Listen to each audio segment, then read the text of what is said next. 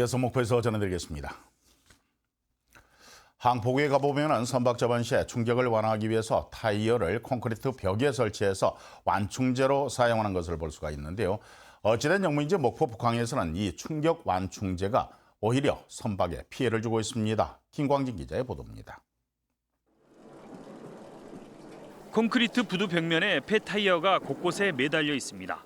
선박이 닿을 때 충격을 완화하기 위해 목포지방해양수산청이 설치한 것입니다. 윤재환 씨는 최근 이곳에 배를 접안했다 배 뒤쪽이 물에 잠겨 엔진 수리비로만 140여만 원을 써야 했습니다. 이런 침수 피해가 최근 들어 3차례나 됩니다. 네이저배, 낚시하는 배, 그 배들이 다 들어가고 있어요. 너무 많이 들어가요 지금. 타이어에 걸려서 다 그래요.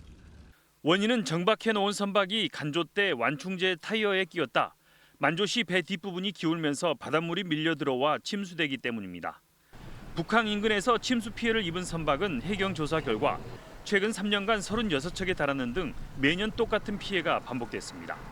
신고 안 된 선박까지 합하면 피해자는 더 많을 것으로 추정됩니다.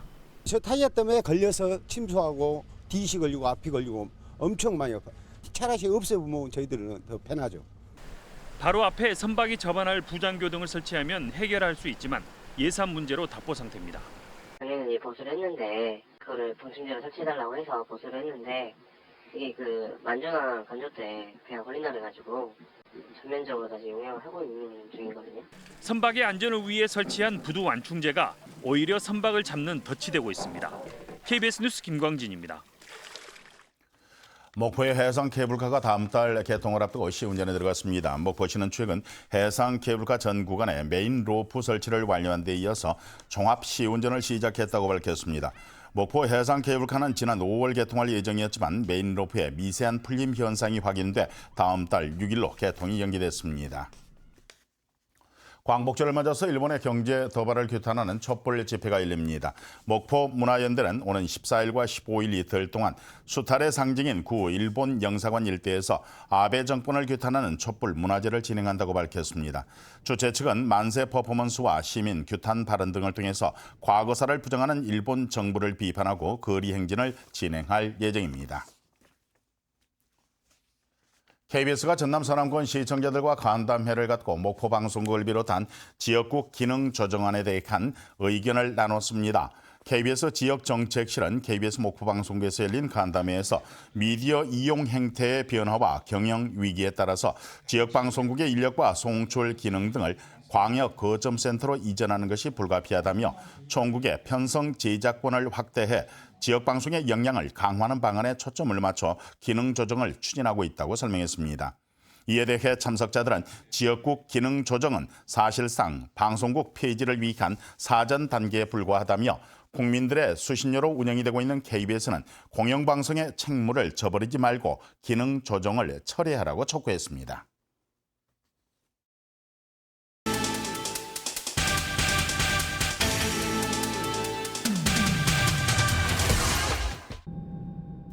올해 첫 국가기념일로 지정된 섬의 날을 기념하기 위한 사진전이 김대중 노벨 평화상 기념관에서 막을 올렸습니다. 오늘부터 사흘 동안 계속되는 이번 전시회는 바다, 섬, 사람을 주제로 섬 사람들의 생활상을 담은 사진과 세계적인 사진작가 마이클 케나가 신안섬을 배경으로 촬영한 작품 20여 점이 선보입니다.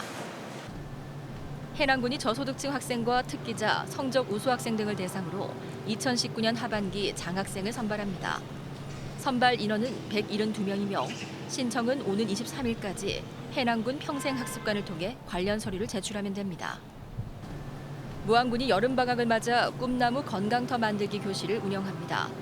무안 지역 13개 지역 아동센터에서 진행되는 이번 건강교실은 어린이들이 올바른 건강생활 습관을 형성할 수 있도록 구강보건과 영양 등 다채로운 프로그램으로 진행됩니다. 영안군이 농번기 가사 부담을 덜기 위한 마을 공동급식 지원 사업에 나섭니다. 신청 자격은 마을회관 등 취사시설이 있고 공동급식에 20명 이상 참여 가능한 마을이며 마을 대표가 읍면사무소를 방문해 신청하면 됩니다. 지금까지 단신 브리핑이었습니다. 전남 지역에 폭염특보가 확대됐습니다. 광주지방기상청은 오늘 오전 11시를 기해서 영암과 순천, 한평 등 전남 12개 시군 지역에 내려진 폭염주의보를 폭염경보로 대체했습니다. 또 목포와 완도, 해남 등 전남 10개 시군에는 폭염주의보가 이틀째 유지되고 있습니다. 기상청은 내일까지 대부분 지역의 낮 기온이 34도 안팎까지 오르겠지만 일부 지역에서는 강한 소나기가 내리는 곳도 있겠다고 예보했습니다. 광주의 모 사립고등학교에서 발생한 시험지의 사전 유출과 상위권 학생 특별관리 의혹이 광주시 교육청의 감사 결과 모두 사실로 드러났습니다. 광주시 교육청 감사 결과에 따르면 최상위권 학생들의 교재에서 14문항이 출제가 되고 166개 문항이 문제집이나 기출문제에서 출제된 사실이 드러났습니다. 또 서술형 평가의 채점 기준표를 사후에 결제하고 동일한 답에 다른 점수를 주는 등 공정한 평가가 이루어지지 않은 점도 확인됐습니다. 그런가 하면 성적순으로 우열반을 편성하는 등 최상위권의 학생을 특별관리해온 사실도 드러났습니다. 이에 따라 교육청은 교장과 교감에 대해서 각각 파면과 해임을 전체 교사 68명 가운데 기간제 교사 20명을 포함한 현직 교사 47명에 대해서는 징계를 요구하는 한편 퇴직 교사 1명에 대해서는 수사 의뢰하기로 결정했습니다. 일본의 수출 규제로 일본 여행 거부 운동이 확산되면서 이를 겨냥한 제주 뱃길 여행 이벤트가 진행됩니다. 목포에서 제주를 오가는 여객선을 운항하고 있는 시월드 고속페리는 올 연말까지 승용차의 선적 비용을 기존 운임 대비 20%를 할인하고 스위트룸 등 고급 객실 요금을 할인하는 나라사랑 제주 뱃길사랑 이벤트를 진행한다고 밝혔습니다. 목포였습니다.